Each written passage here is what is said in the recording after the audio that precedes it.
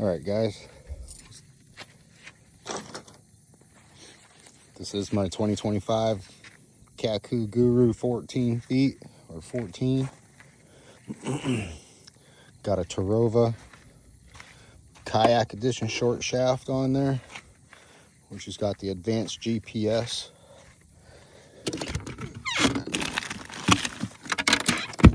Remote system that can go to it.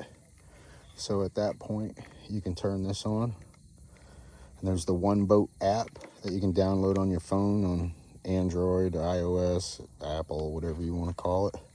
And motor will be found once I turn the power on.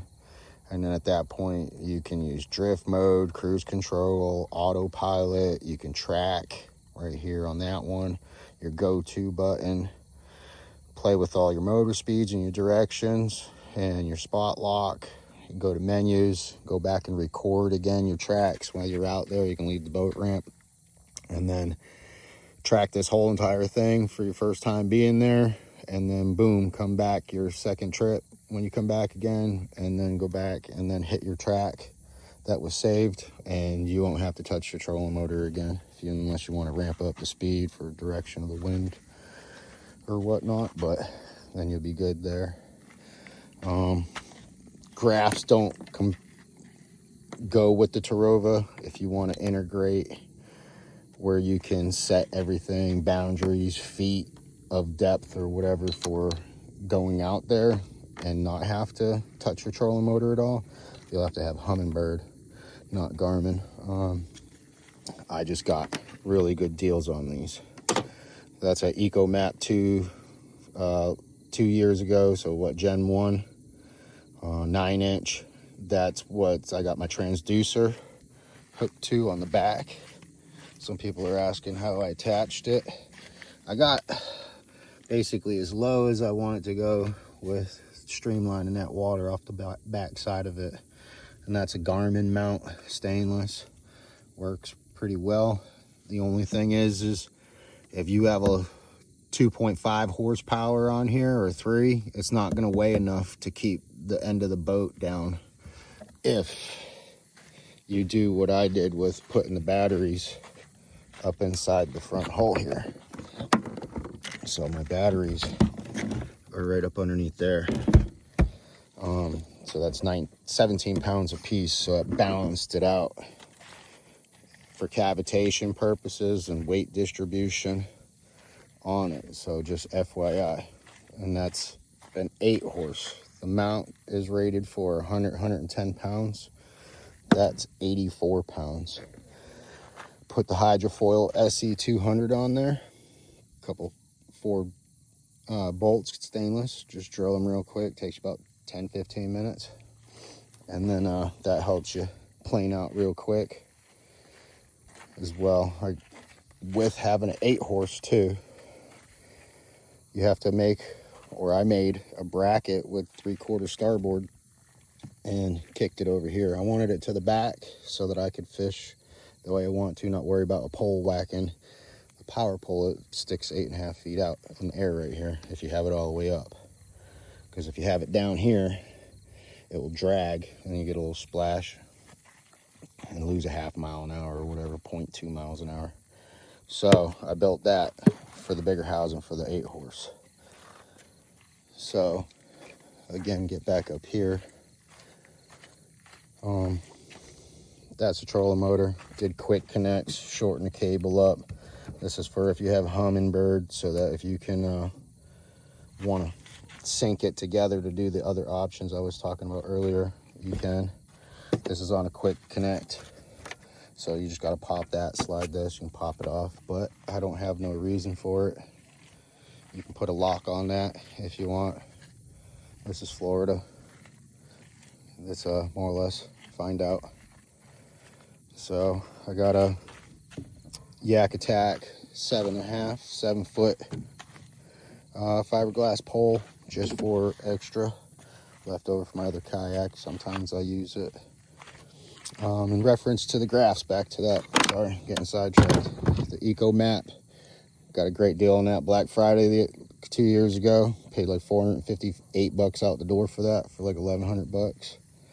And then went to find LiveScope, and then I had a 10-inch screen to go with it. Combo for $2,500 when this is just $1,700 by itself. And then I matched it up with a rail blazer that I had left over from my other kayak. So then at that point, just leave that out, drop it down, have control over it, leave some slack on the wire. You can position it different, so if you want forward facing or downward, it will flip back and forth depending on the depth of your water. But you'll have to learn that, because I'm in a learning curve with it myself sometimes. But that's that. Let's see, somebody else asked, what's the board? The board's a Yak Attack bunk board for tournaments that I want to try to get into in my spare time. I have it set up with just through the little hanger hole that's factory. I put that on there, it's twisted off. I can take it off real quick, unless it's just kind of locked in just with some little T-bolts just so it don't wiggle all around. Keeps it in place. And then I take my fan, because we in Florida, and I put my fan up there and shoot it at me. What else? We got a rail blazer cell phone holder. You can do whatever you want. I got a little thing, you can pivot it. And then I got the Yak Attack power. So you got a micro USB-C and a USB. And then in the center, when the power's on, it'll tell your voltage throughout the kayak. For how I have the batteries wired up for 12 volt though. All right, what else? The hatch. Found that on Amazon. That's like $30-35. Fits pretty snug. Holes are on the inside. Screw it down. Holds a lot of stuff, especially a lot of red worms. But it definitely makes use of it if you're not using the pedal drive, which I'll never use. But that definitely, you have to silicone, put some 5200 on there for sure, because if you don't, it'll leak through the seams from underneath. So if you plan on putting a motor on it, like 5 horse or more, and you're probably up at 9-10 miles an hour, that will start leaking through and you get water in here. And then if you're going that fast, sometimes depending on your water conditions, it'll just come up through your scuppers.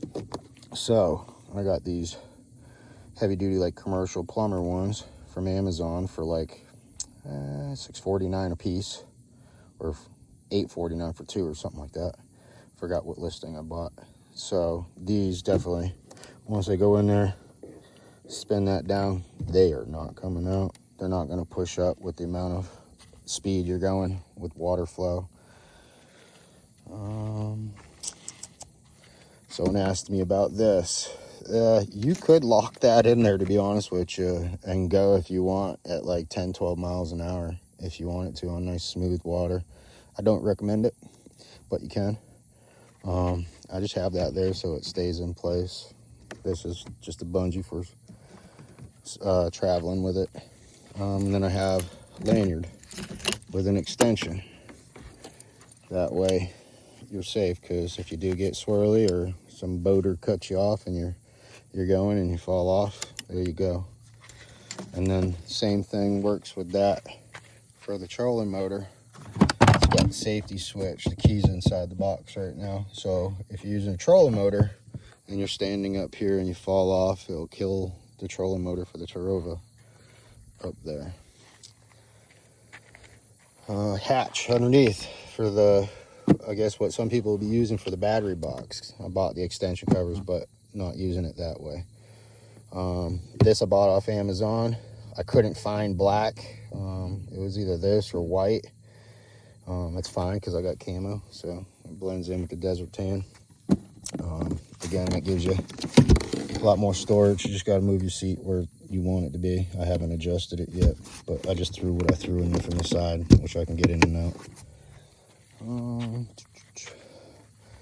Can't forget some sound out here, guys. You got some JBLs. They're waterproof, 4 and a clip 5. These link together at the same time, so it's almost like you got surround sound out here. And if they die, which they'll last like 4 or 5 hours, If not, you hook them right up in here and they'll play while charging. And then boom, you're all charged up again. The extension, that's a 34 to 55 extension. I think one of the other guys asked me that, and then he found it, and then he put a link on one of his videos as well, for information for people. If I recall, it was like 30 something bucks or 50 something bucks, and you can extend that out a lot further so you can stay up here. It clamps on, you hand tighten this thing up, goes over the rubber handle so it doesn't slip, and then you can change gears because this has got reverse.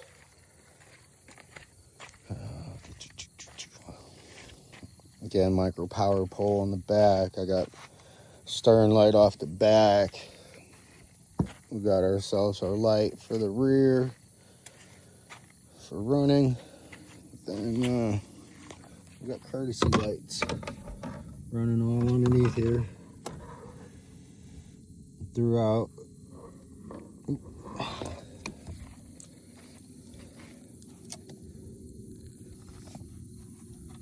And then I got lights up underneath here so that you can see your inside the little tackle boxes.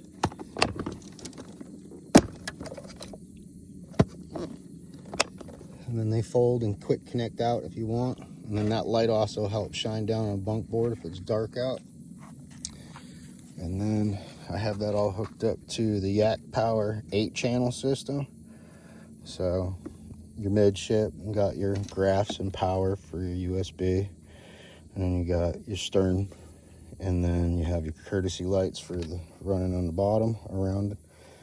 And then the third one is a bilge pump. I got a bilge pump in the rear of here, which I'll show you in a second. And then I have the bow light up in the front, which is quick locking so that I can pull this out if I want and look around at stuff, or need to see something because you're fishing at night or a swamp puppy come up on you, or you can see him.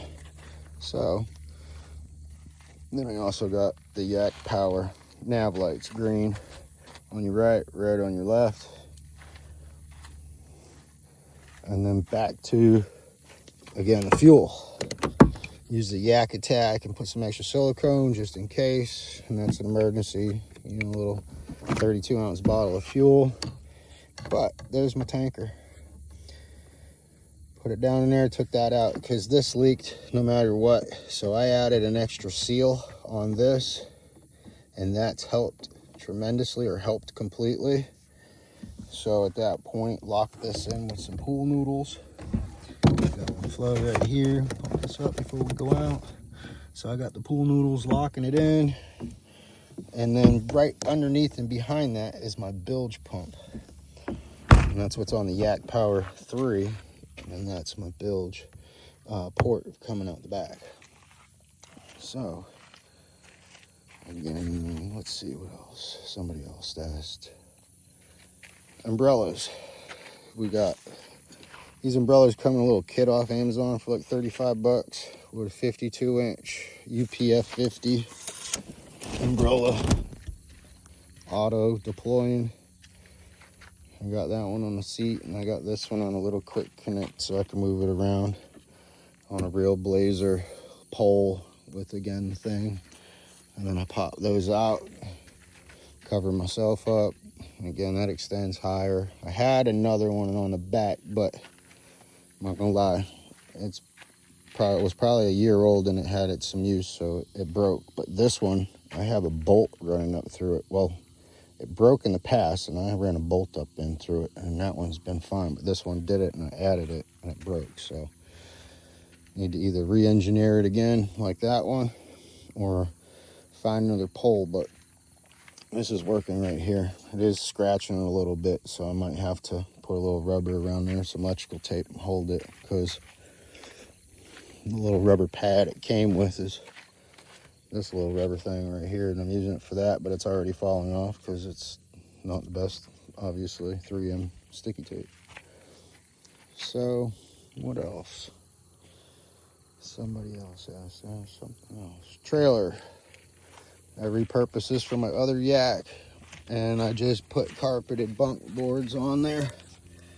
And roughly, you got 18 to 20 inches, depends on if you're measuring outsides or centers or insides on that. I use 2x8s, and I cut them just like an inch or a couple inches on each side, just for where I wanted it to sit up there. And then also the fact is the skeg on here, it helps out for sure for trailing and currents and stuff like that and drifting. So definitely wanted to keep it, even though I got the motor. But 2x8s are just big enough. In reality, I would say go 2x10 and cut it down a ½ inch if you want the lowest profile or something. What else? We got a bunch of Yak Attack accessories, 4-inch extensions on these. These are the rod holders from Yak Attack. I put 8-inch extensions on here. That way they get it away a little bit, but then keep it up. Again, I gotta adjust my seat again or whatever back, but there's plenty of place to stand up here, fish, and lob them right in over the side, or just grab them with the net. Obviously, I got everything on speed dial here of the power poles and anchors. I also have a Scotty anchor system that's inside the hatch right there, but it connects right underneath here. There's a bracket. I can move this and then drop an anchor. I haven't put my trailer line down the side yet. I have it, I just haven't put it on yet from Yak Attack. Other than that, see, I got the bunks just all the way up there. They're carpeted. It slides up nice, but then keeps enough friction where it doesn't just slide off there. What else? I got a quick connect on here for my battery charger, and I wired on a quick connect reverse side, the male and female of it. So then I just pop that out. No terminals, just plug and play. Thinking about running it through or something out here and have a little whip, or put one of these surface mount ones that they have and cut the hole and put it right there, so I can just charge it right away and don't have to even pop that up anymore. Because if I pop it up, I gotta move that. And this is a Mangrove. It's a trolling motor support, so that when you're traveling, if you don't want this really bouncing around, you put this on there. It's got a little adjustment thing, so you can put that on there, tighten this thing up, so it can work from various sizes, and then just push the button in and spread it some, put a little pressure on it, and then you're good to go. What else, guys? I think that's about it. I'm gonna try to get it in the water. Go make sure I don't get bit by the baby swamp puppy. Curiosity killed him out here, because they sure do taste good on a Kaiser roll. Little barbecue sauce too. Definitely on my things to do in my lifetime again, because they tasty. But anyway, you guys want more information, just let me know. I'll make a video of it, show you, or I have already, I just haven't posted it yet. And if you need some information on where I got some of this stuff, just send me a comment, and I got more stuff to come. Subscribe, and thanks.